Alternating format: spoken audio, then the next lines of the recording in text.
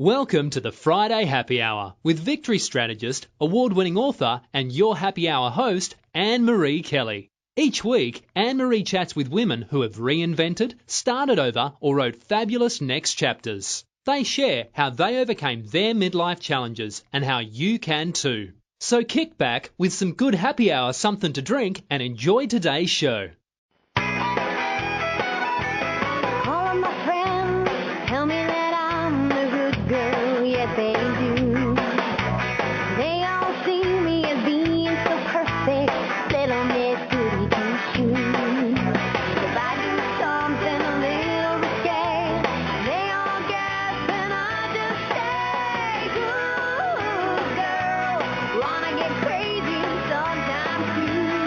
Welcome. You're listening to the Friday Happy Hour with me, Annmarie Kelly. I'm that recovering good girl and your victorious woman empowerment partner. This is the place where us victory chicks and you men who care about us meet on Fridays to wrap up the work week and find ways to live more powerfully and make our lives sparkle. Well, are you an empty nester or are you going to become one soon? Melissa T. Schultz is one, and she wrote a book called From Mom to Me Again: How I Survived My First Empty Nest Year and Reinvented the Rest of My Life. And, we're all about reinvention, so it's about her but what she talked about was her struggle with the empty nest and the transformation of her marriage, friendships, career, and ultimately herself. She's joining us for Happy Hour today, and I think even if you aren't an empty nester, and I'm not, you'll like what she has to say. I did. So she'll be here after the break. So listen, I'm wondering if you're feeling the way I am this week, stressed. I was thinking about it, and at first I figured it was either my work or that I was having overnight guests and I was getting ready for them. But my work week is always that way, so that wasn't it. And I was looking forward to seeing my friends, so anticipation was balancing out that stress.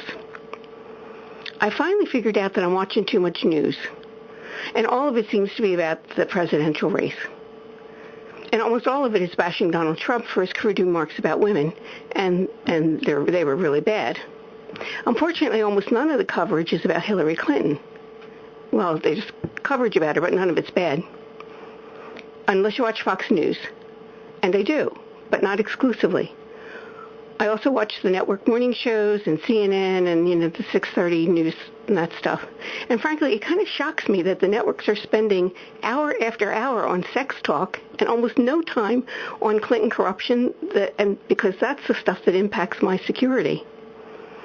Or that Hillary seems to think that half the people who don't want her as president are deplorable and irredeemable.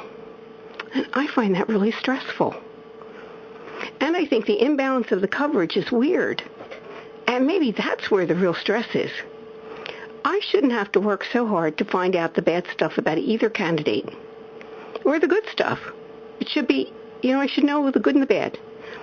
If there's going to be coverage of Donald Trump's stuff about women, there should be equal coverage about the WikiLeaks about the Clinton corruption and Hillary snuggling up to the media. Let me just say it this way, maybe it's the media snuggling up to Hillary Clinton. They should be as hard on her as they are on Trump. Put it all out there and let me make up my own mind. But it seems when Michelle Obama says, when they go low, we go high, it's like nothing more than a slogan. It sounds good. And personally, I think it's a good way to live. When somebody else goes low, you go high. But the facts are, when the other side goes low, her side goes lower. So, that slogan's just hypocrisy. And let's be honest, there isn't a single Democrat or Republican I know, and maybe that's the same in your life, who isn't at least a little embarrassed that Donald and Hillary are their party's choices. And what about the independents? The point of being an independent is that you can go either way based on what you see and hear. You're not tied to any one particular party. That's why I am one. And fortunately, I pay a lot of attention. But if I didn't, I'd be like many independents, totally frustrated. Now, here's the thing. I wish their running mates were our choices, don't you? With Kaine and Pence, I think at least I would be able to vote for somebody I liked and who I could identify with. I don't think most of us can do that with Trump or Clinton. Most of us victory chicks in midlife have had experiences with guys like Trump. And all of us victory chicks, and you guys, we've all had experiences with people who just want to use us to achieve their own goals, the way Hillary does. And to me, that's kind of scary. And that if you have been noticing any of those things about the emails where the Clinton confidants are mocking the evangelical Christians and the Catholic beliefs, those emails talk about how medieval those religions are, but not how primitive the radical Islam is. And that kind of makes no sense, does it? Well, and now Melania Trump is coming out and defending her spouse. Now, honestly, victory chicks, if I were her, I wouldn't do it. I remember Kathy Lee Gifford standing up and defending Frank Gifford after he swore up and down that he was never unfaithful. She even condemned the media outlet, and I think it might have been TMZ, during a graduation keynote, only to have the video of Frank Gifford with someone that he was playing around with on television shows for weeks. Now, for some reason, what is it with you guys that you think you won't get caught doing stuff? It's like the commercial for the dishwasher soap. Have you seen that one where she asks if he hand washed something, and she has like something, she says, you have to hand wash it, and he says, yes, he'll do that, only to have her find it in the dishwasher. And then a few months ago, I heard some guy, this is too funny, in a discussion about whether a spouse would hire a private detective to spy on him to see if he was cheating. And he said that she would, but not for cheating. And he said, and this is not an exact quote, but he said something like, my wife would hire a private detective to follow me to the store to make sure I was using the coupons she gave me. I can identify with that. Anyway, the presidential race is stressful, and I can't wait till it's over. But something that's not stressful is the new color of my guest room. Joseph and I worked on it and readied it for our guests who came in yesterday. We painted it this cool color called palladium blue. It's a soft seafoam color, and it's not so stressful. I like it so much, in fact, that I told Joseph I was thinking about moving into that room. He didn't think it was as funny as I did, but I got a big kick out of it. But, a lot of couples sleep in separate rooms, and I'm surprised at how many, and maybe you. And not because they don't like each other or because there's a problem, but maybe one snores or moves around too much or something like that.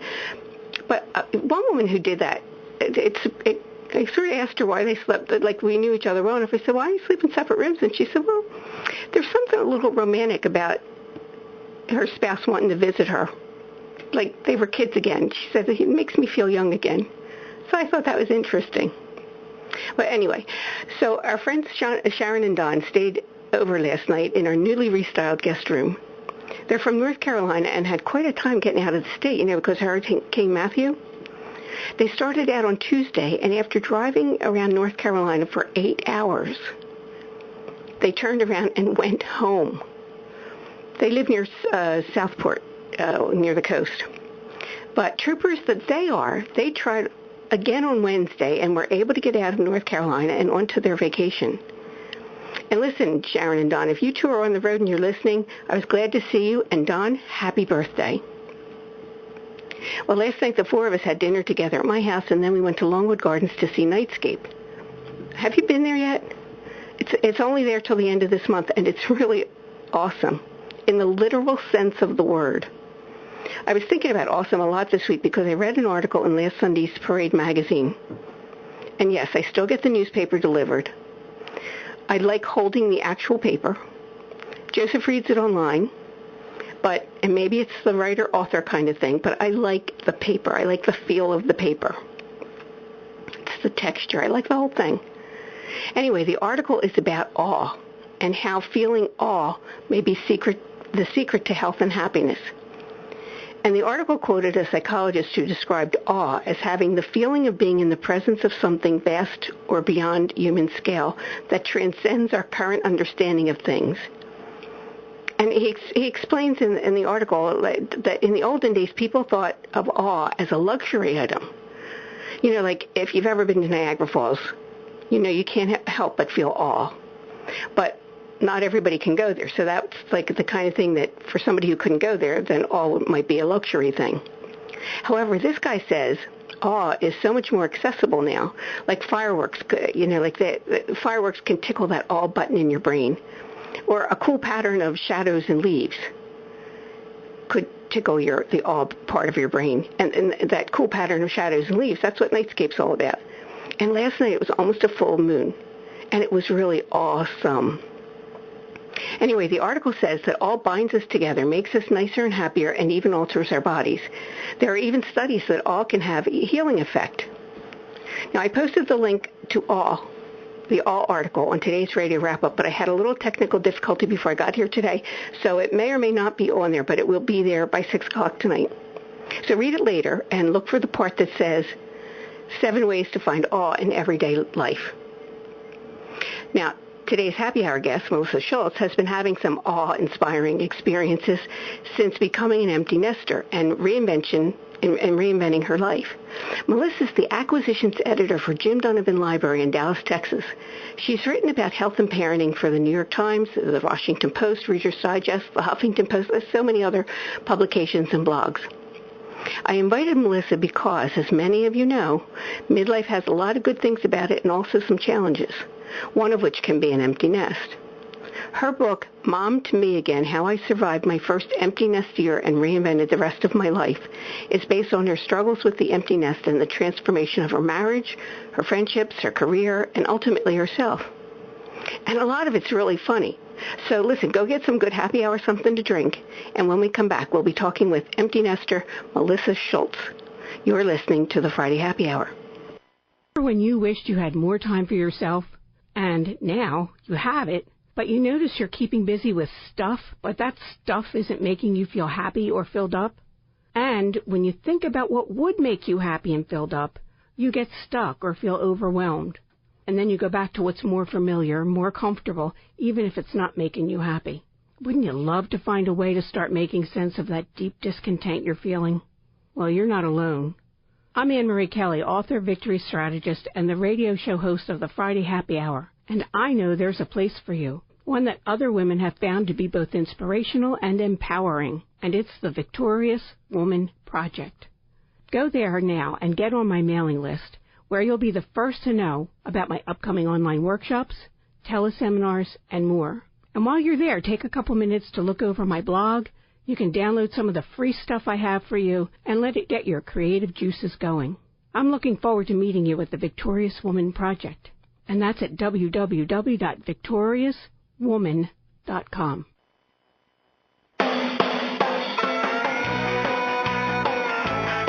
Welcome back to the Friday Happy Hour, and we're here with Melissa Schultz. Welcome, Melissa. Thank you. Hi there. How are you? I've been pretty good. And, you've been tickling the all button in your brain these last couple of years, haven't you? Yeah. And in your book, From Mom to Me Again, How I Survived My First Empty Nest Year and Reinvented the Rest of My Life, you say something in the introduction that made me laugh so hard, Melissa. You say, this is your quote, empty nester moms linger in the very coffee shops we once only had time to dash in and out of for caffeine fixes. So, Melissa, if I go to Starbucks in the middle of the day, I'm probably seeing a lot of empty nester moms sitting alongside us sole proprietors, huh? I think that's fair to say, yes. So, and you wrote something that I think a lot of women can identify with, that until the empty nest, the last time you felt like an I was the moment you learned that you were pregnant. That's right. That's true.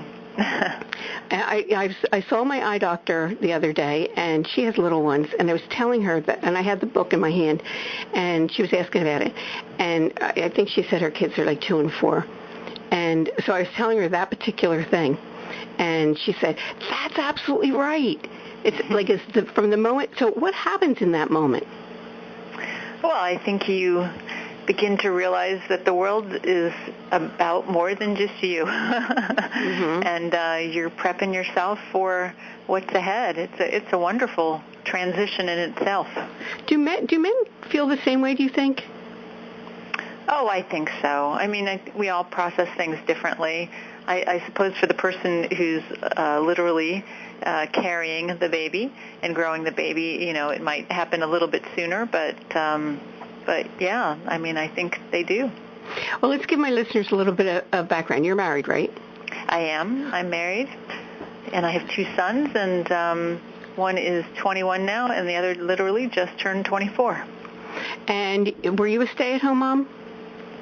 No, I worked. I worked full-time for many years, and then I transitioned to doing freelance work.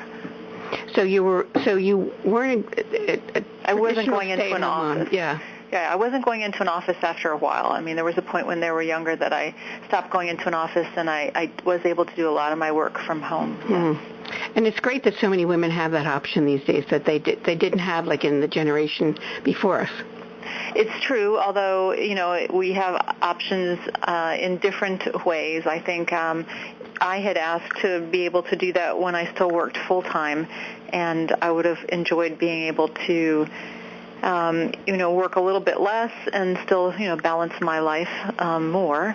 And that wasn't an option that I could, that I could do or exercise. So I thought about how I might be able to do it on my own terms, and it took a while. And it was still complicated to do it that way, and I did lose some opportunities in terms of career and work along the way. But I wanted to make things happen for my family. So, when you say it was complicated, what does that mean? Well, just trying to balance the kind of work that I did where I was a writer and then needed to promote myself and get my name out there and be active, but at the same time, be present for my family and work from home. So there were challenges in that. It's difficult to carve out your, sort of a space and find the time. So there were days where I'd work 2 hours at a time and then, do what mothers do and fathers do and pick up and drop off and help and nurture and protect and feed. And then I'd work again when the kids went to sleep and sometimes into the wee hours or I'd wake up before they would get up. So, there was lots of things to figure out and to balance. I remember my webmaster is a mom of 2, and she's very active now. When she was first started to do on my website, her youngest was still like a baby. How I remember that is the first year she worked for me, she put her little one under the Christmas tree, and that's how tiny she was. And now she's in school. But she used to do her, I used to look at some of the time that she made adjustments or updates on my website, and it would be like 5 o'clock in the morning and 4 o'clock in the morning. So one time I asked her, I said, "Are you really working at that hour?" She said, "It's the only time I have time to do it." Right, and it's true. And, you do get used to it like you get used to anything. There's a rhythm that comes from it. But, yeah. I mean, like I said, everybody's got a different way of working, and we make the most of the opportunities. And if they're not there, we try to figure out what we can do to achieve the balance that we're hoping for. Well, Melissa, how would you describe your parenting style? Were you like a helicopter parent? I think that I was a very present parent. So my goal was to be present for my kids and engaged with them. But no, I would not say I'm a helicopter parent. I have to tell my listeners that the way that you wrote from Mom to Me again was that you talked to experts and you gave, it's like a self-help kind of stuff, but then you have a lot of stories and a lot of stories about your sons, and I really enjoyed them. They were cute stories. Oh, thank you. So when did you start thinking about what you were going to do when your kids left the nest? I'm not sure that it was like a single sort of moment in time. It was a continuous process from the time that they were little, as I was adjusting my work schedule and figuring things out, taking on more work or taking on less work. But I probably somewhere towards the end of my youngest one, when he was in middle school, during that time period, I probably started thinking about it a little more intensely, and took on different kinds of things slowly. Was that in way of preparation? And what kinds of things did you start taking on? Reaching out. I did a lot more reaching out as well as research about how I could take some of the skills that I had and had been using and thought about skills I wanted to acquire and how I could use those in the future so that my work kept growing and I stayed engaged and interested in what I was doing, as well as hopefully finding ways to be paid for those things. That's one thing I think, and I often tell women that even if they choose to be a stay-at-home mom, to not disengage from their professional associations and go to the meetings and stay connected for two reasons: to keep those connections, but also to keep up with what's happening new in their field. Yes, I agree, absolutely. And mostly with professional associations, it's like one night a week, and it's dinner, and I don't see it as being a huge shift. I guess I would say it's like not such a big deal to do it, and it's something that you do for yourself. Yeah, and I think moms are the first to let those kinds of things take a back seat, so that if there's a complication for an evening, they're the first ones to say, okay, never mind, I won't do that. Let me stay here. And I think that if I were going to give advice to younger parents, I would say whenever possible, make sure you try to stick to those one night out, or that one association meeting out, or whatever it is that helps you feel connected and stay connected to who you are and who you want to be. And it makes you get dressed up. Well, it makes you remember, that you're, in addition to being a mom, which is a very important job, you're watching out for yourself, and you've got other interests, and I think, that makes you a better parent when you have more going on than just sort of one aspect of your life. There's many aspects of your life. So.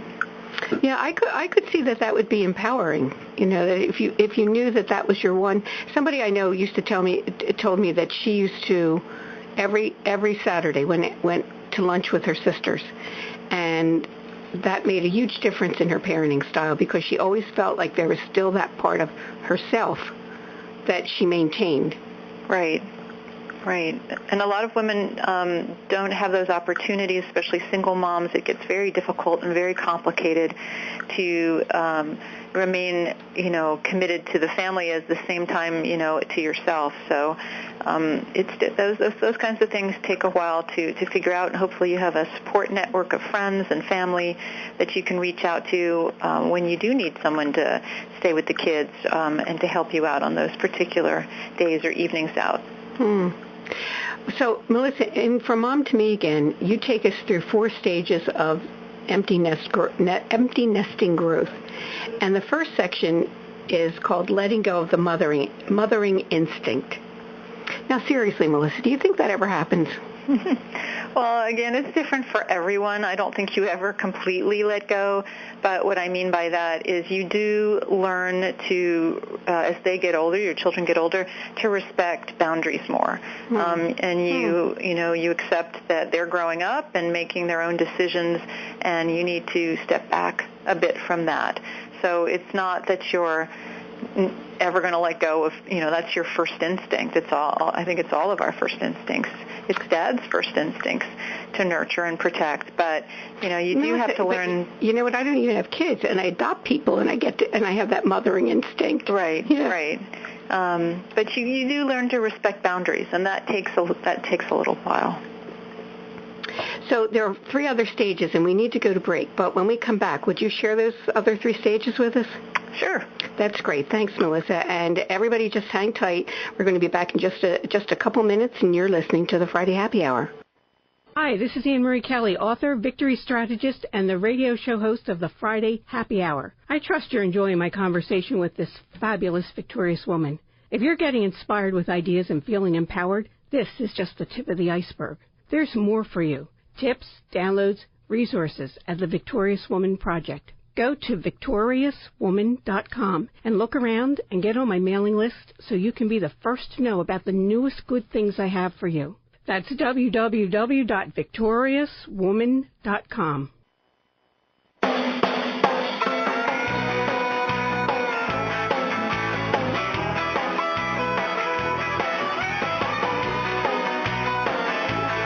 Welcome back to the Friday Happy Hour. We're here with Melissa Schultz, and we're talking about that journey from mom to me again. And Melissa, we talked about the first stage of letting go of the mothering instinct. What are the other stages? Well, these were sort of my particular stages, and after I spoke with a lot of women, I think they were their stages as well. I call part 2 wallowing in the past and on the couch. And part 3 was searching for a new life with meaning and more sleep. And part 4 was finding the right path to reinvention. And in that stage 2, you talked about how the paralyzing effect of living in the past. Yes, it can be paralyzing, and there's a fine line. I think you have to allow yourself time when the nest is first empty to process everything, and it's a thoroughly human experience to go through that. But you have to be careful not to spend too much time going backwards in terms of thinking about what you might have done differently. Regret will stop you still. It's another thing to be introspective, and when you're introspective, you are able to gain some sense of understanding of where you've been and how to move forward. But regret will really stop you cold. And how do you stop doing that?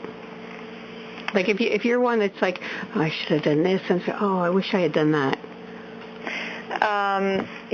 I think you kind of have to get off that couch. That's the point where you try to find a way to keep moving forward, and to find things to literally distract you, and help you find your way again, your new way, because you have more time on your hands. And you want to figure out, how to best use that time and what you want to do with the rest of your life. There was one part in From Mom to Me Again where you had a whole day, and your sons were gone, your spouse was on a business trip, and you were like almost giddy with the fact that you had the whole day to yourself.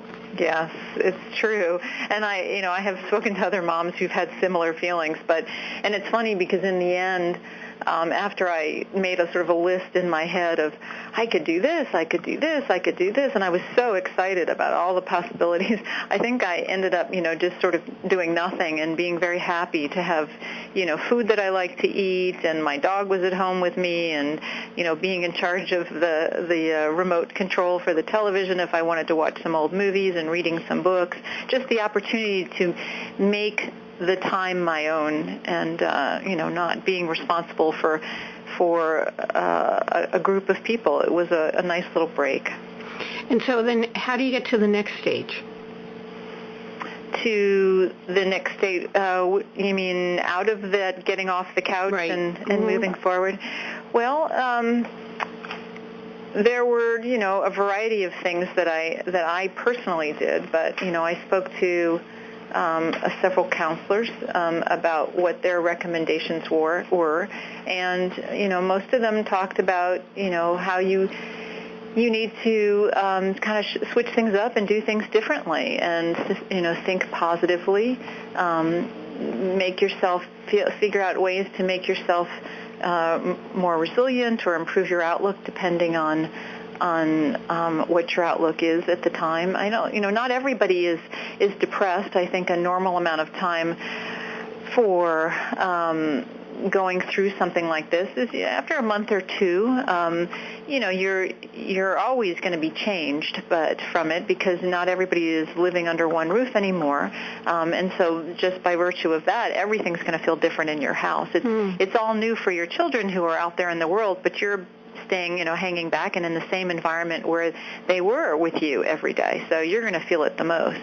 And they probably love the changes because they couldn't, they couldn't wait to get out, Many of them, yes, and some of them, are actually they get homesick and they have their own issues that they're facing. But I think it's very important that regardless of what you're feeling, you don't let them feel guilty in any way, shape, or form for leaving the house, because that'll come back and sort of bite you later. You want them to know that they're going to be okay and you're going to be okay.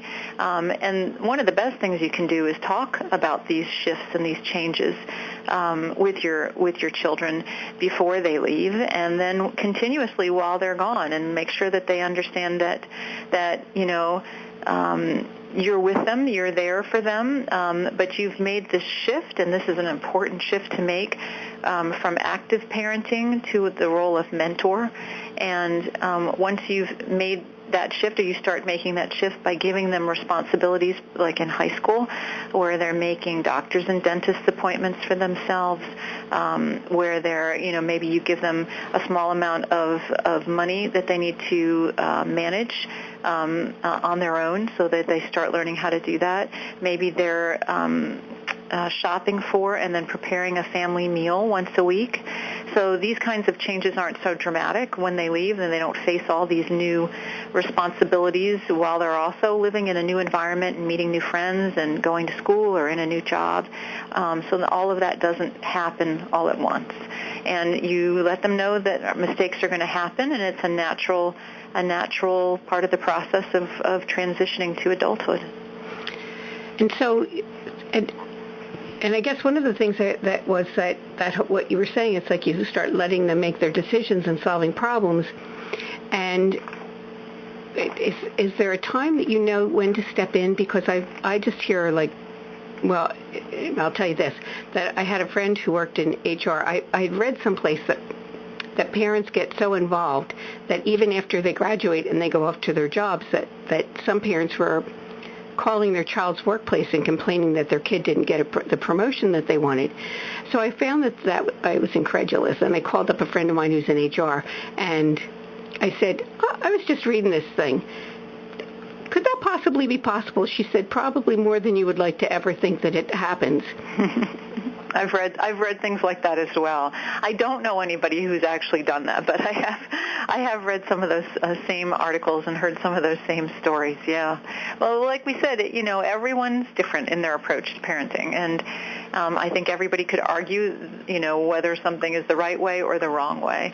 But I do think helping them make the transition to adulthood before they leave home, ideally when they're starting high school, by taking on some additional responsibilities, and then letting them, make some of the mistakes, so it's a soft fall, not a big hard fall, and letting them know you're going to be there. Mm-hmm. And these are things that can easily, they can learn from and fix. Those are the best ways to help both of you transition, because it's a great reminder to you as well that you're stepping back a bit and helping them to be successful adults. And you said something that I thought was pretty interesting that I don't think I realized, but when I thought back even into my own experience when I was still living in my parents' house, that was probably true. That you said that the kids move out about a year before. The kids move out emotionally about a year before they actually do. Yes, and it's a good thing. That's a good thing. They're separating. It's a natural process of separation. And, they're sort of starting to keep things more private, and you need to respect those boundaries. I mean, up to a point. You need to be aware, because other things, as you know, and as we've talked about, things you read, could be going on, and it's not that you're turning a blind eye to those, not at all. But, there is a natural separation process, and that's a great thing. It shows some growth and an acceptance to take on some of those little things that they might, have talked about with you completely, and some of those things they can handle on their own now. So I look at it like train tracks, two parallel train tracks, and you're on one track now and they're on the other, and you're both moving forward towards new lives, and you can see each other and say hi, wave and say hi, but you're on these separate tracks now, and as long as you're both moving towards something, that's a good thing. You made another analogy that I really liked, and I'm hoping that I'm getting this right, but you kind of compared that stage of empty nesting as sort of like when you go to college and you're a freshman, and then it's sophomore and a junior, like that, right? Well, I guess I think it's just sort of interesting that as, we're both sort of moving on. If your child's going on to college, you're also going on, yes, to a new stage of life and learning, ideally. And you're both, sort of starting over in many senses. Except you have the benefit of the learned wisdom, the experience. So if you look at it that way, you're heading into college with a lot more knowledge than you did, perhaps, if you've done it, all those years before. But. And you call it your Act 3, which I thought was really, I've never heard it called that. Sure. Well, Act 1 is, before the kids, and Act 2 is with them. So I figure it's Act 3.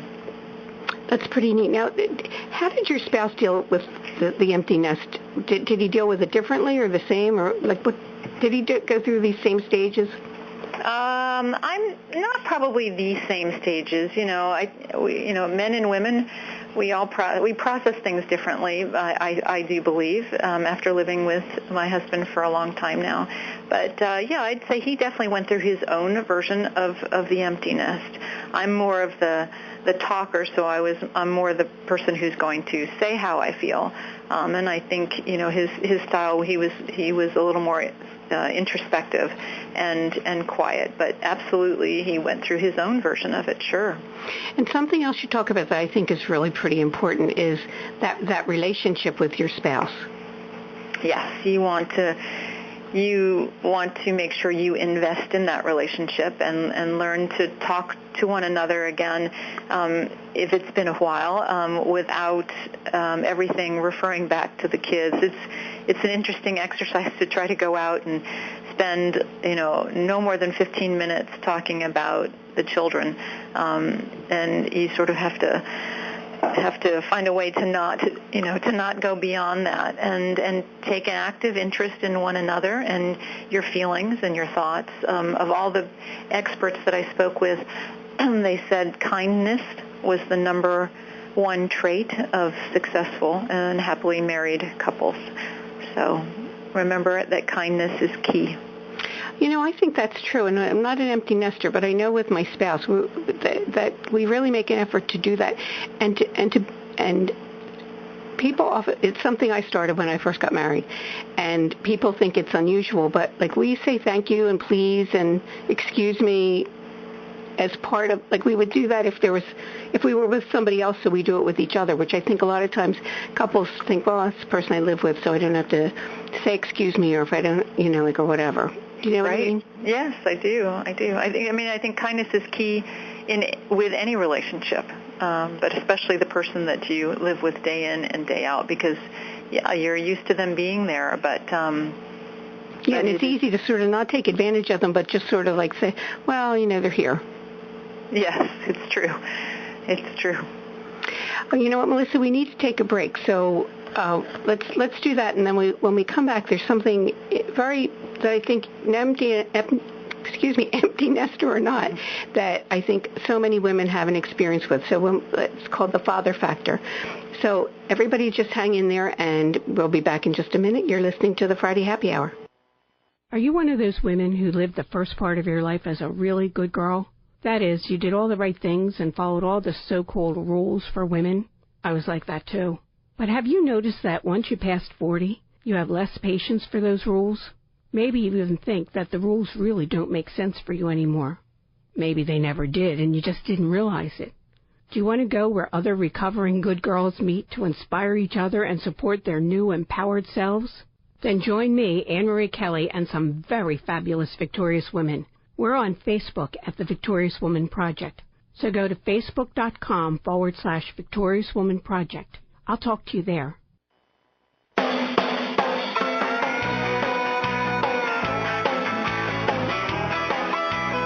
Welcome back to the Friday Happy Hour, and we're here today with Melissa Schultz. And Melissa, you talk about something that this is like a big hot button. And again, I don't think it's just the empty nesting phase. It's called the father factor. Now, when you wrote that, how did you mean it when you wrote it? Well, I think that, many of us marry men like our fathers. Sometimes it's intentional and sometimes it isn't.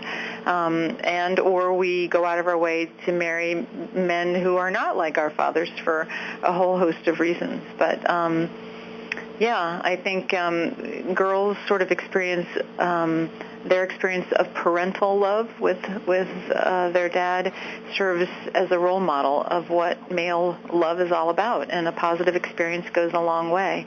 It can help make or break a girl's self-esteem.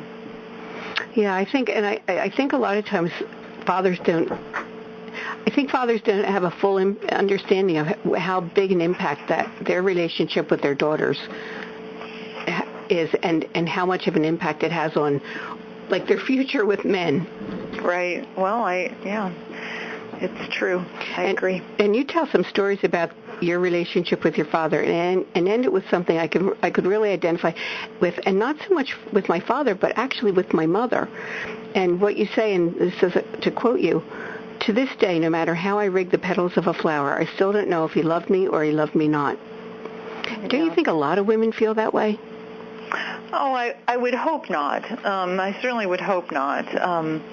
But that was based on a game that I used to play, and I think people maybe still play it with the daisy, where you right. He loves me, he loves me not. Yeah, and that was for a guy that you liked, but yeah, it was sort of a powerful visual for me. And I hope not lots of people feel that way. But you say you recently came to terms with the impact of your relationship with your father. What did that mean? I think I understood him better, and as we get older, that's part of the introspection that I talked about earlier, where you're not wallowing in something in the past. If you're reflecting on it and figuring out what you've learned from the experience and how, again, you move forward. And I know I use that word a lot, but that is an important word for growth and for change. And there's something else that I didn't know if anybody else ever had this experience until I read what you wrote. And you said that after your father died, you saw him everywhere. And I did that same thing with my father. My father used to wear this like red flannel jacket and a hat. And I could tell you, Melissa, I would be driving down the street and I'd see a man that had a red flannel jacket. And until my father died, I probably never even noticed. It was just what my father wore. And isn't that the funniest thing? Yeah, that's sweet, though. Yeah, and for me, I would do a double take, and of course I knew it wasn't him, but like sort of someplace in my mind I thought, well, this is just my father, like putting that person in front of me to remind me that he's still there. That's a lovely thought. Yeah, and it went on for me for a couple of years, so it was interesting. Yeah. And then the other thing was about. And one of your friends said after getting used to the empty nest that she experienced a certain freedom and a reclaiming of territory that she didn't realize that she lost. Like when you fall into parenting, and I haven't been, but I have been a caregiver, and it was for my mother, and you just do what has to be done. And then then that thing isn't there anymore. And I know when my mother died, I felt like I had been laid off. And my listeners have heard me say that before, because I had put so much time and energy into her care. Right. And I would think it would be the same thing when you're an empty nester. Well, it's a shift for sure. And the things that you did day to day for, at least 18 years, which is a long time, and in many cases for people who have multiple children, many more years than that, especially those who have 3 and 4 and 5 kids who are spread out over a number of years. Sure, everything sort of comes to a halt. And so in that sense, that sort of job, if that's the right word, I'm not sure, but it's that role has ended in the way you knew it, because of course parenting really doesn't ever end, but that type of active parenting has stopped, and you're moving into a new phase of parenting. Now, you also say the happiest people are the ones that return to their playful spirit. Now, Melissa, if I haven't played for a long time, how do I do that? I know I've told this story a couple of times, but I bought a hula hoop and I used it, for a very brief amount of time, but it was really fun for me to, while nobody was around, put that hula hoop on and remind myself of the girl that I once was. It made me laugh. It was just a lot of fun, and I remembered a lot. I had a lot of memories that kind of came up during that little process of playing with that hula hoop. Oh, that's interesting, because a lot of times when there's an exercise I do with women when it comes to setting goals is to go back and say, well, what did you like then? And it's been so long since they've done that they can't remember what it was. Like they don't remember. That hula hoop thing is an interesting thing. Sure. I mean, it was a time when, I was young and I wasn't feeling like anybody was judging me about how well I could use the hula hoop and how silly I may or may not look. Everybody was using it. Everybody was having fun. So I think it's a great time to literally try things that you used to do and see, what all that inspires and where it leads. Now, and you also talk about friendships, and you write, this amazed me. You write that your maternal grandmother lived to be 107 years old. She did. And you believe that had a lot to do with her friendships. How so? Well, she went to bed every night with a plan for the next day and who she was going to see. She played cards, she played Scrabble, and she was amazing at it.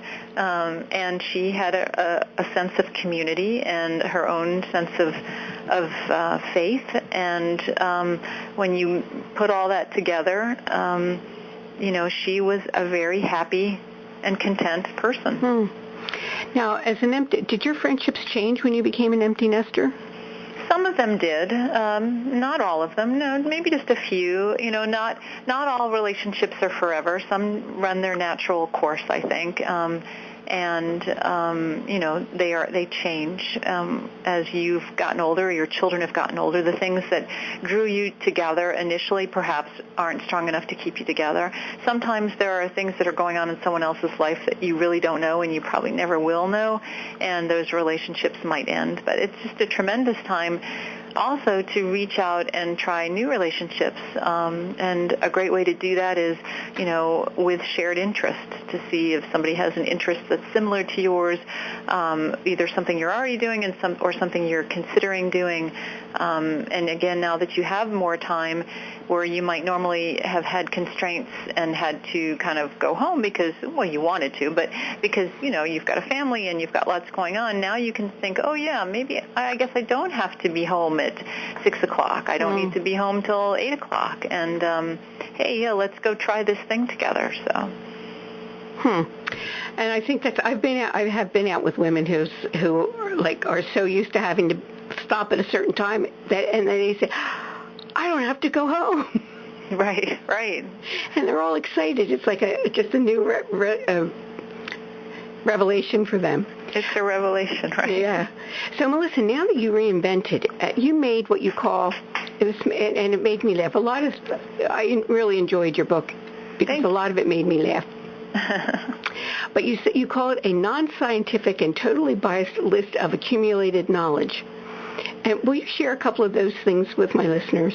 Sure. I know, and I said it came out in somewhat fortune cookie language, if you remember the little fortune inside of a cookie. Well, one of my biggest ones is sleep is overrated. We make way more time for it than we do for living our dreams. As someone said, you can sleep in the grave. Mothers are imperfect. Commit this to memory if you want a better relationship with your own. Cooking Brussels sprouts will make your house smell. When you cook them, a neighbor you haven't seen in a long time will ring your doorbell. and then you're going to be really embarrassed. Yes. The way a man treats his mother is a sneak peek at how he might treat his girlfriend or wife. This is not science, just long-term observation. But that's really true. Don't you think that is true? Yes, I do. It's an old adage. It's an old adage, but I wish a lot of women would pay better attention to that. I've seen it over time. You probably have too. Like if the guy isn't good to his mom, that's how he's going to treat you too. Yeah, it's a difficult interview process, though. It can be a little awkward, so you kind of have to do it silently, but it is one of those things. I also think you need to show up. It shows intent, and somehow, magically, things will happen. I also would highly encourage people, this is something I've learned, don't be afraid. It's wasted energy that you could expend doing something which keeps you from being afraid. And another one that I really believe in is rethink endings. When you think you've reached one, make it a middle instead. Oh, I like that. That's really neat. That's a good one, Melissa. I think that's an important one. There's one last thing, Melissa, that made me laugh so hard because I identified with it. You wrote that after 20 years of trying, I still have no idea how to fold a fitted sheet. And it was only about a year ago, or maybe earlier this year, I bought a new set of sheets and I opened them up on the floor to put in the washer, and I saw how they did it, and all of a sudden it clicked. So next time you buy a set of sheets, don't just pull it apart. Watch how they close it, because that was the key. It was like an obsession for me. And then suddenly it clicked, and now not only can I do it, my spouse can do it too. Oh, well, that sounds like you need to make a video and post it on YouTube, because I sort of saw one similar to that, and I tried it, and I still just as frustrated, and it ends up just getting balled up and cleanly. But, I cleanly fold it in my own way and put it away, but I cannot do it. I just cannot do it. So make that video, Annmarie, and I will watch. I will repost that. So can you make a video of that? Because it was such a bugaboo in my head. We have to go, but tell my listeners how to get your book. It's available online at Amazon and at Barnes & Noble and lots of independent bookstores as well. You can also go into a bookstore and get it. You can absolutely click it online and find it. And that information and your website is also on today's radio wrap-up at victoriouswoman.com. Great. Well, Melissa, thanks for coming today. Have a victorious weekend. Thank you. You too. Thank you. Bye-bye. Well, you Victory Chicks and you guys, we're wrapping up another happy hour together. I hope you enjoyed it. And if you did, let me know. I love hearing from you. And you can do it on Facebook at Victorious Woman Project, or just leave a comment on the radio wrap-up at victoriouswoman.com. Send me an email, Annmarie at victoriouswoman.com. And so as we go into the weekend, all you empty nesters and soon-to-be empty nesters, start feathering that nest with new things now. What do you like? What fills you up? Is it the arts? Is it the outdoors? Earlier this week, a woman was telling me that she wants to visit all the national parks, and she's wanted to do it for years, but she's never made a plan to go to even one. So listen, if you keep wishing and not taking action, you'll always be yearning. And if you make a plan, you'll turn your wishes into realities. And don't tell me you don't have the money, because you can always find a way to do it, and often on the cheap. And maybe you have to wait a little bit longer than you might like, but you can do it. So, and my quote for today comes from today's guest, Melissa Schultz, who says, "The empty nest isn't really empty unless you let it be." So, Victory Chicks and you guys, don't let it be. Do something fun this weekend and have a victorious week. Come back with me next Friday at the Friday Happy Hour. Jen's on.